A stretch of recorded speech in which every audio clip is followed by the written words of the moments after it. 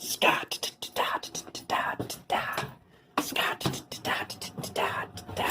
Holy Scott.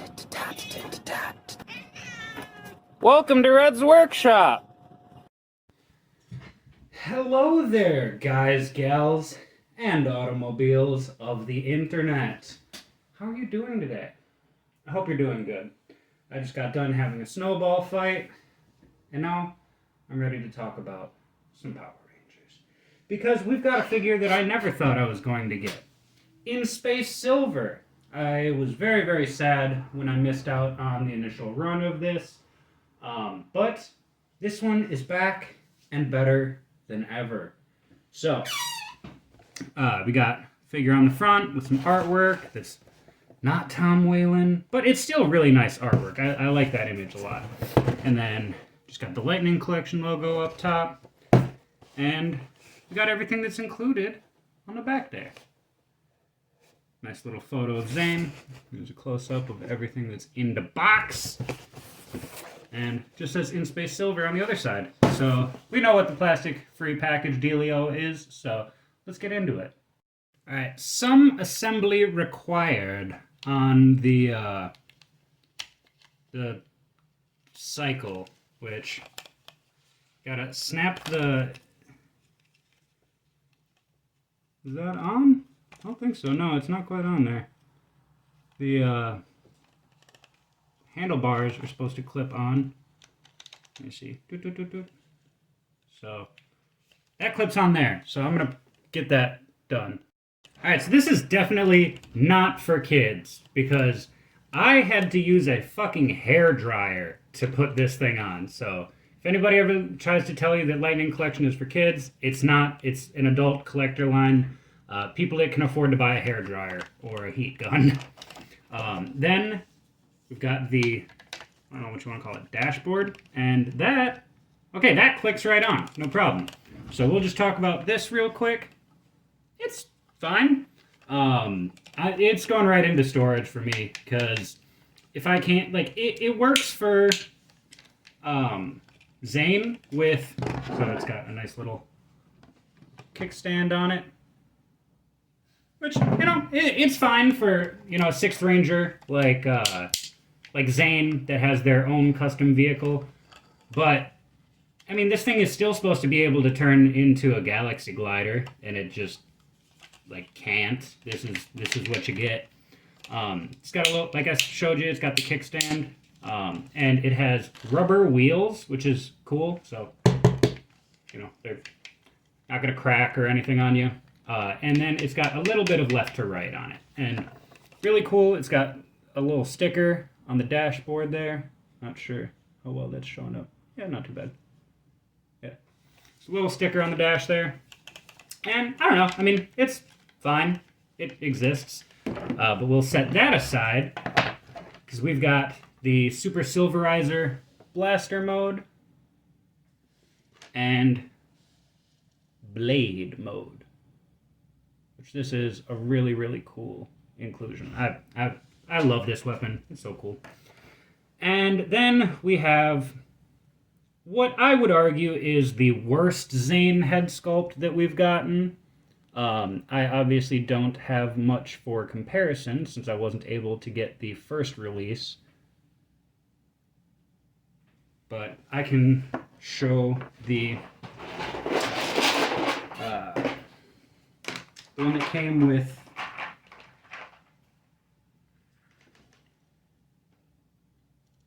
come on, there we go. This is the one that came with the Psycho. Ooh, almost just threw my accessory box everywhere. This is the one that came with Zane as the Psycho Silver. And I don't know, you tell me which one you think is better. I think both of these are bad, and I think that the original In Space Silver release was the best one, and they should have just included that. But whatever. And none of them that I have the silver. So if you look, the way that Andros has blonde highlights, Zane has silver highlights in his hair if you watch the show. And none of the figures that I've gotten so far came with that. I'm not sure if the original release did or not. But this is fine. And then he comes with a punching fist and a karate chop hand, which we've seen those countless times before. So now let's look at the pièce de résistance, Zane himself. I'm in love. Silver is one of my favorite Ranger colors. I really like silver and gold, and he's got both on him. Then on top of that, In Space is one of my favorite seasons of all time. So being able to have Zane and Andros and Karone all together, it makes me happy. Makes me very happy.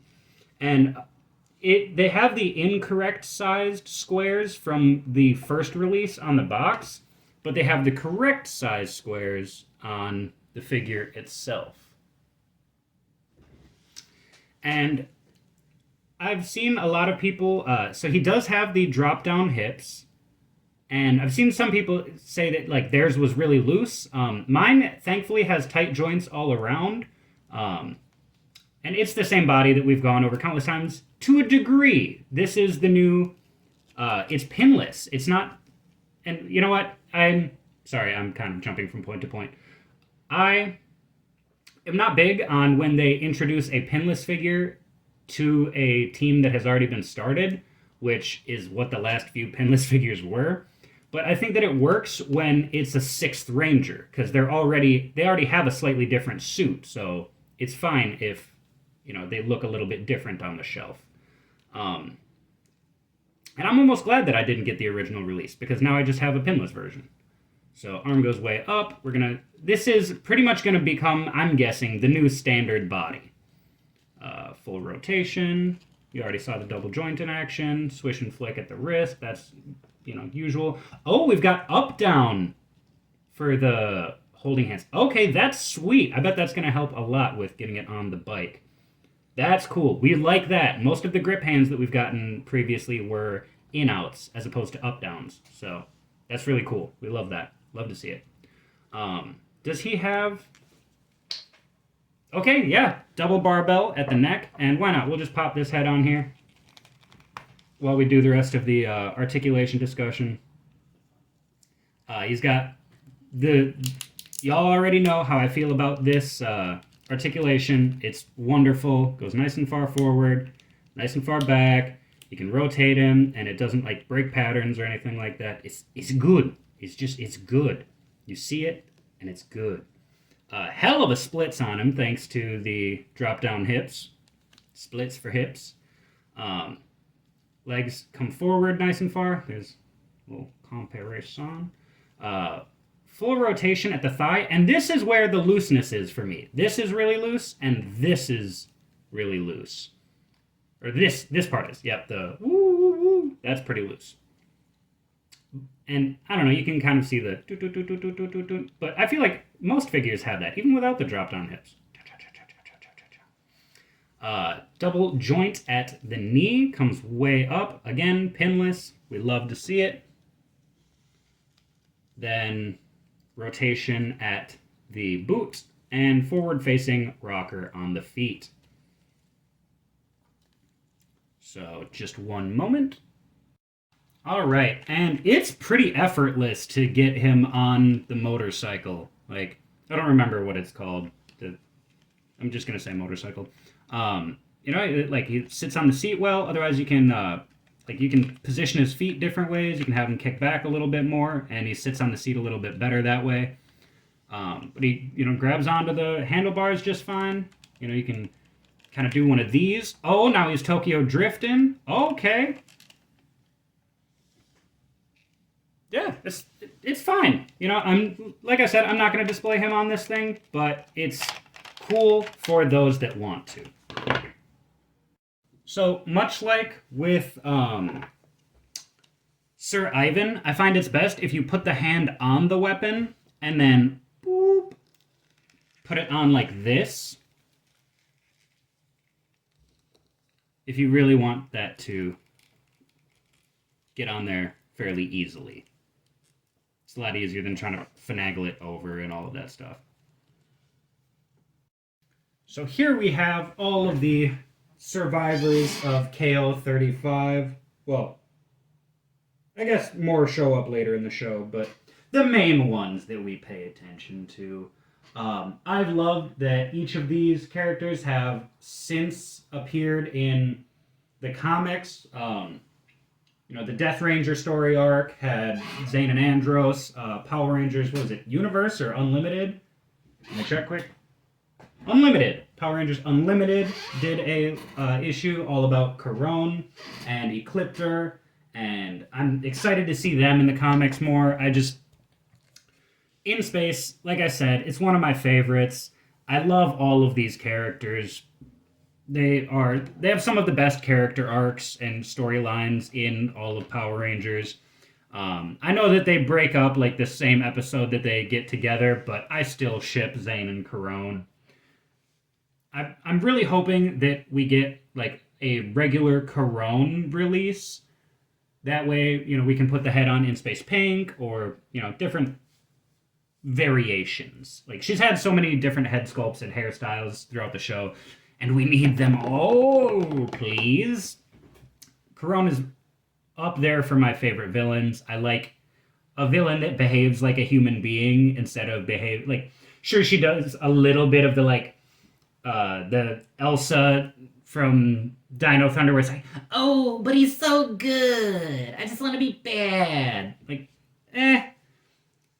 I think that is kind of lame, and Corone does have some of that stuff, but she's so human for a Power Rangers villain, and just the characters in this season in general were very human. So I'm extremely hyped. The team is done. I now have all 6 plus the Phantom Ranger. They all look fine enough. A few of their civilian head sculpts could have been better, but what can you do? All in all, I'm very happy. I'm happy to have this in my collection. I'm happy the team is done. I'm happy, man. I'm a happy bappy. So, let me know what you guys think about this figure. Did you get your hands on the original release? Did you get your hands on this one? What do you think about the differences with the pinless versus pinned and the head sculpt? And are you going to pose yours with the motorcycle? Do you give a shit about the motorcycle? Or was that just $8 extra for a re-release that you spent because guess what? 30 and some change is a lot cheaper than the 80 people were charging forever for the original Walgreens release. So yeah, just let me know what you think. And do me a little bitty favor, please, and have your family join our family by clicking that subscribe button and having them do the same. Because we're not a cult, we're a family. I love you all. Take care of yourselves. Take care of each other. And I'll see you in the next one. Bye!